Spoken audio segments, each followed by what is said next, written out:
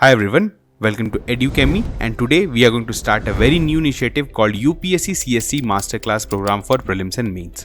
ये बिल्कुल free initiative होगा आपके लिए और ये इनिशिएटिव को हमने स्टार्ट किया है कि आप अपने यूपीएससी प्रिपरेशन को डेली ट्रैक कर सकें और ये देख सके कि आप किस डायरेक्शन में जा रहे हैं। इसके अंदर we will cover some prelims related question जो काफी एग्जाम रेलिवेंट रहेगा और इसके अलावा हमारे जो मेंस इनिशिएटिव है उसमें हम लोग डेली आपको एक क्वेश्चन दिया करेंगे जिसको आपको समझना है और उसके बाद आपको उसको अटेम्प्ट करना है, उसका आंसर लिखिए और जो है आप उस आंसर को सबमिट कर सकते हैं जिसको इवैल्यूएट किया जाएगा बाय आवर डेडिकेटेड मेंटर्स। अब आपको करना है क्या है कि आपको हमारा वेबसाइट विजिट करना है educhemy.com।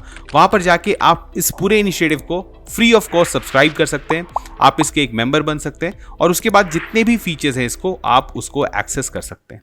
ठीक है, तो do visit the website. Now today we are going to solve some questions that are very much prelims oriented and it is based on polity. So first we will read out the question for you. What you need to do is to try and attempt these questions on your own and then we will see the right answer and also the information that was required to answer that question. तो चलिए करते हैं start. The first question is which of the following is or are is an extra constitutional and extra legal devices for securing cooperation and coordination between the states in India. The options given are the National Development Council, the second is Governors Conference, third is Zonal Councils and four is Interstate Council. Question मैं हिंदी में repeat कर देता हूं। यहां पर आपसे पूछा गया है जो ऑप्शंस आपको दिए हुए हैं इसमें से एक्स्ट्रा कॉन्स्टिट्यूशनल और एक्स्ट्रा लीगल कौन से ऑर्गेनाइजेशंस हैं ये आपको बताना है। ऑप्शंस गिवन है यहां पर choose the correct option, only one, only two, only three or all four are extra constitutional and extra legal devices for securing cooperation and coordination between the states in India। अच्छे से सोचिए, थोड़ा सा दिमाग लगाइए। You have read about different bodies, constitutional statutory bodies, तो आप इस क्वेश्चन को सॉल्व कर सकते हैं। This is pretty much solvable। तो थोड़ा सा दिमाग पे अगर आप जोर लगाएंगे तो इस क्वेश्चन को सॉल्व कर लेंगे। तो जल्दी से बताइए इसका सही आंसर क्या है।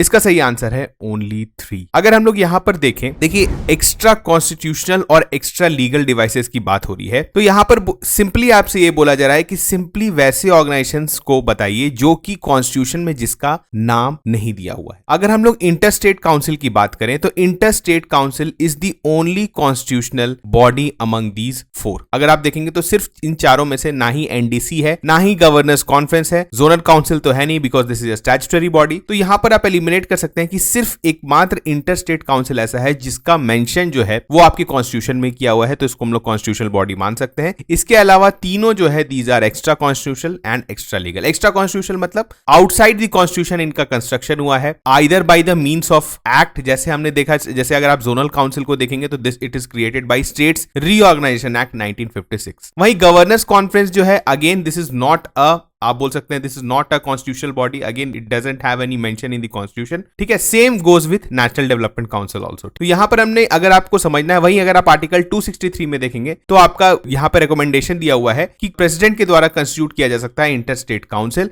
तो this makes interstate council a constitutional body. तो यहां पर ये question, this was a very you may say old question that came in UPSC prelims. ये बहुत पुराना क्वेश्चन है तो आप ऐसा नहीं समझिए कि ये क्वेश्चन यूपीएससी में नहीं आ सकता है, अगेन पूछा जा सकता है आपसे। और ये क्वेश्चन काफी रेलिवेंट था बिकॉज कौन से बॉडी कॉन्स्टिट्यूशनल है, कौन से नॉन कॉन्स्टिट्यूशनल है, मतलब आप बोल सकते हैं एक्स्ट्रा कॉन्स्टिट्यूशनल, नॉन कॉन्स्टिट्यूशनल नहीं बोलना चाहिए, एक्स्ट्रा कॉन्स्टिट्यूशनल मतलब जिसका कॉन्स्टिट्यूशन में आप बोल सकते हैं रेफरेंस नहीं है और वो किसी एक्ट के थ्रू बनाया गया है या किसी एग्जीक्यूटिव एक्शन के थ्रू बनाया गया है, तो वैसे बॉडीज को आपको आइडेंटिफाई करने आना चाहिए। चलिए moving on to the next question. The constitution of India recognizes, first given option is only religious minorities, B only linguistic minorities, C is religious and linguistic minorities or D religious, linguistic and ethnic minorities। अच्छे से सोचिए। Now this is a pretty basic question but at the same time conceptual question है और आपको ध्यान देना है। If you have read about the fundamental rights तो आप इस क्वेश्चन को सॉल्व कर सकते हैं। जल्दी से सोचिए और बताइए इसका सही आंसर क्या है।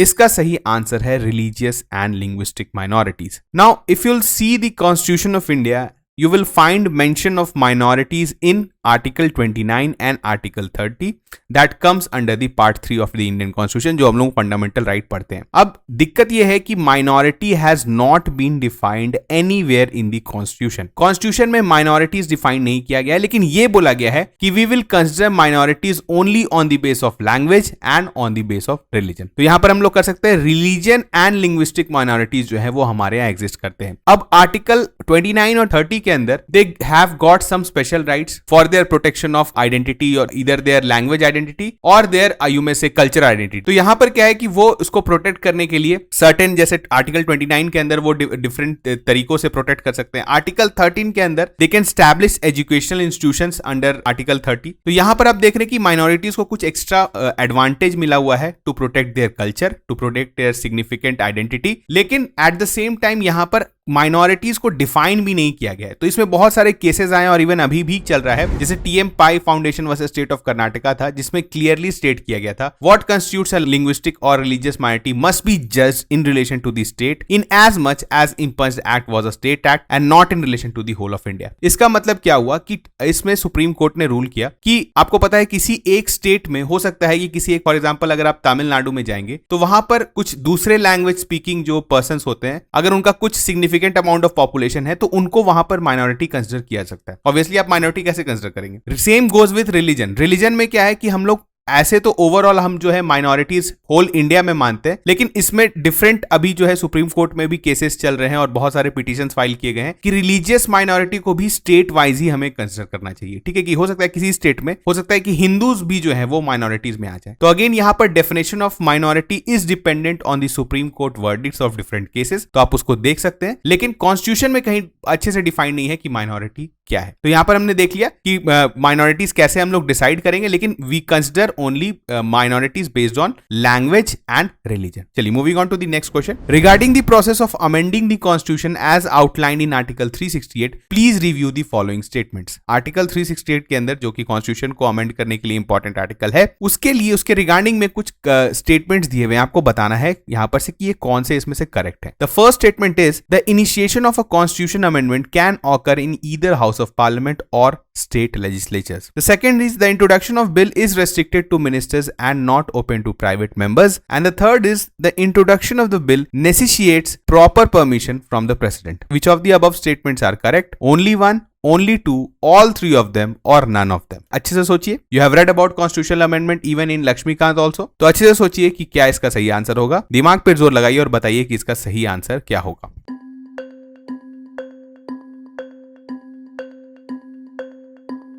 इसका सही आंसर है none of the statements are actually correct regarding article 368। अब क्यों है, चलिए देखते हैं। आपको पता है Indian constitution can be amended by two significant ways. One is outside the purview of article 368। Outside the purviews of मतलब कि आर्टिकल 368 में जो कंडीशंस, जो रूल्स दिए हुए हैं, उसके अलावा भी हम लोग कॉन्स्टिट्यूशन अमेंड कर सकते हैं बाय सिंपल मेजोरिटी। आपको पता है इसको बोलते हैं outside the purview of article 368। Now certain items we need to amend under article 368, तो उसके अंदर क्या होता है वो हम लोग देखते हैं। The initiation of a constitution amendment is exclusive to the introduction of bill in either house of the parliament, whether Lok Sabha और Rajya Sabha, but not in the state legislatures. Now state legislature में कॉन्स्टिट्यूशनल अमेंडमेंट एक्ट या आप बोल सकते हैं bill introduce नहीं हो सकता है। तो ये पहला स्टेटमेंट तो आप इजिली एलिमिनेट कर सकते थे। Now the bills introduction can be done either by a minister और अ प्राइवेट मेंबर, एक नॉन मिनिस्टर भी कर सकते हैं, without requiring the prior permission from the president. Again दूसरा स्टेटमेंट भी आपका गलत हो जाता है। And the bill must be passed in each house by a special majority, जिसको हम लोग बोलते हैं special majority of second kind, जिसमें majority of total membership of the house and a 2/3 majority of the members present and voting. अब यहां पर देखिए each house must pass bill separately if the two house disagrees. अगर disagreement होता है दोनों house के बीच में, तो there is no provision for a joint sitting for further deliberation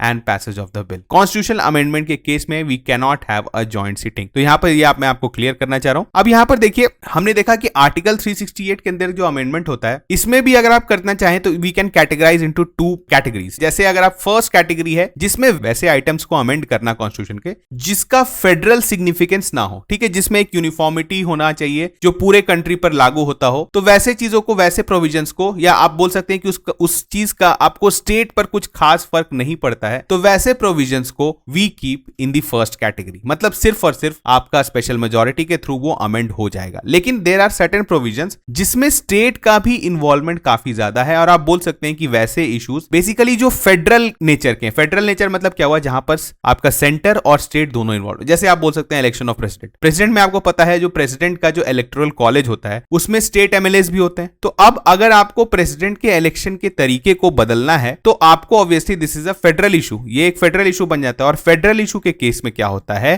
कि इसको जो है आपको at least half of the state से रैटिफाई भी कराना पड़ेगा। अगर आपके कॉन्स्टिट्यूशन में, अगर आपके पार्लियामेंट में ये पास हो जाता है, उसके बाद you have to get it passed ratified by at least half of the state legislatures, ठीक है, with a simple majority of members present and voting. तो यहां पर हमने देख लिया कि ये चीज करना है। अब यहां पर हमने काफी कुछ सीख लिया आर्टिकल 368 के बारे में, ज्यादा हम लोग यहां पर डेप्थ में नहीं जाएंगे because this is a practice series और यहां पर हम लोग क्वेश्चंस प्रैक्टिस कर रहे हैं। लेकिन if you want to study about these things you can even enrol in our course, और आप जो है किसी भी स्टैंडर्ड बुक में पढ़ सकते हैं, लेकिन इन सब चीजों को आप ध्यान से पढ़िए। चलिए moving on to the next question, regarding fundamental rights evaluate the accuracy of the following statements. Fundamental right से रिगार्डिंग कुछ यहाँ पे स्टेटमेंट दिए हुए हैं, आपको बताना है कि इसमें से सही कौन है। The first is fundamental rights are not absolute. Second, they advocate the principles of social and economic democracy, while the third statement is while most of these rights can be directly enforced, a few require laws to be enacted to ensure their implementation. Now which of the above statements is or are correct? The options given are similar to what you saw in UPSC prelims 2023. The first option is only 1, B is only 2, C is all 3 of them and D is none of them. जल्दी से सोचिए कि इसका सही answer क्या होगा।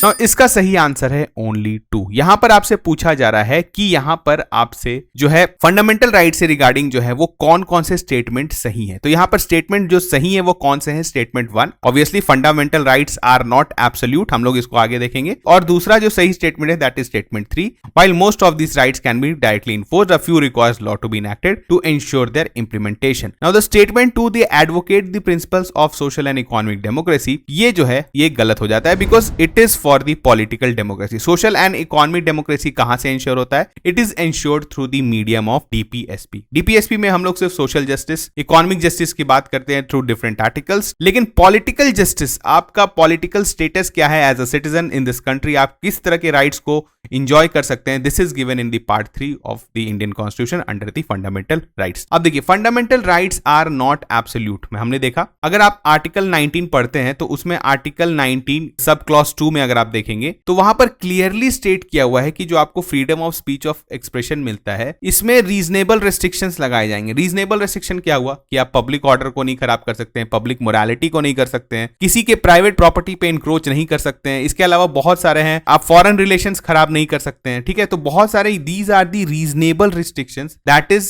Applied on the you may say when you are enjoying a certain fundamental right. ऐसा नहीं है कि अगर आपको फंडामेंटल राइट मिल गया है तो आप किसी तरह के भी इसको एंजॉय करेंगे और बोल देंगे कि this comes under the right of freedom of speech and expression. तो यहां पर जो है इसके ऊपर रीजनेबल रेस्ट्रिक्शन लगाया जा सकता है, तो इट इज नॉट एब्सोल्यूट। इसके बाद देखिए फंडामेंटल राइट हमने देखा promotes idea of political democracy, why DPSP promotes the concept of social and economic democracy. Now the third is most fundamental rights are directly enforceable, self executory. आप देख सकते हैं उनके लैंग्वेजेस पढ़ेंगे, जैसे आपको देख के ही लगता होगा कि डिफरेंट है, तो वहां पर क्या आपको लग जाएगा कि ये जो है सेल्फ एक्सप्लेनेटरी है और सेल्फ एग्जीक्यूटरी है, मतलब इसी को सिर्फ इंप्लीमेंट करते हैं। लेकिन सर्टेन ऐसे भी फंडामेंटल राइट्स हैं जिनका एग्जीक्यूशन या जिनका आप जो बोल सकते हैं डायरेक्टली कॉन्स्टिट्यूशन में उनके रिगार्डिंग कुछ स्पेसिफिक्स नहीं दिए हुए हैं। जैसे एक एग्जांपल ले सकते हैं आप, आर्टिकल 17 के अंदर अनटचेबिलिटी की बात होती है, तो अब अनटचेबिलिटी की बात हुई है, अनटचेबिलिटी डिफाइन भी नहीं किया है कहीं पर, लेकिन उसका इंप्लीमेंटेशन कैसे होगा? तो वो किसी थ्रू एक्ट के होगा। और जनरली ये जो लॉज होते हैं these are made by the parliament, ensuring parliament क्यों बनाती है, स्टेट क्यों नहीं बनाती है? क्योंकि fundamental right is for the whole country, for every citizen, each citizen of this country. तो इसी कारण इसमें यूनिफॉर्मिटी रहे पूरे कंट्री में, इसी कारण पार्लियामेंट इस तरह के लॉज फ्रेम करती है और ये पावर इसको मिलता है अंडर आर्टिकल 35। तो यहां पर हमने देखा। Now the last question is consider the following about central vigilance commission. Central vigilance commission के बारे में क्वेश्चन है, आपको बताना है, कुछ स्टेटमेंट्स दिए हुए हैं। The first statement is the CVC was set up by the government in February 1964 on the recommendations of the Committee on Prevention of Corruption headed by Shri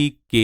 Santhanam. The second statement is the CVC is a statutory body created under the Prevention of Corruption Act 1988. And third is the CVC is not controlled by any ministry department. It is an independent body which is only responsible to the Parliament. Now, which of the above statements are correct? Is और are correct आप मान सकते हैं। The options given are only 1, only 2, all 3 और none of them. अच्छे से सोचिए और बताइए इसका सही आंसर क्या होगा।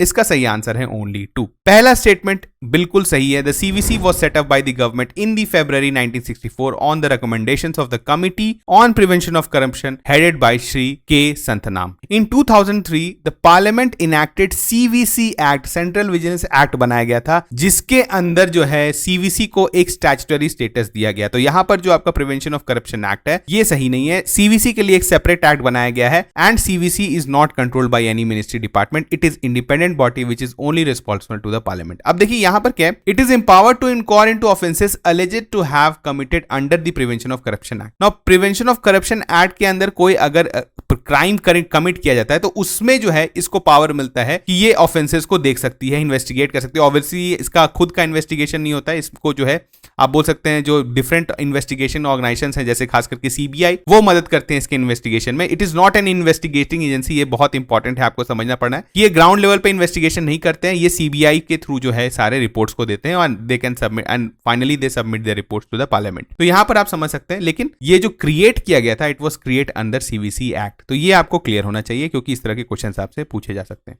तो आज हमने देखा 5 questions and we will keep on bringing such questions for you so that you can keep in touch with the prelims topics also while you are preparing for mains, because this is the high time for mains preparation, whether you are preparing for optional or GS। आप अभी उसी पर focus करिए, essays पर focus करिए, लेकिन keep in touch with the prelims knowledge also। चलिए मिलते हैं नेक्स्ट क्लास में, तब तक थैंक यू।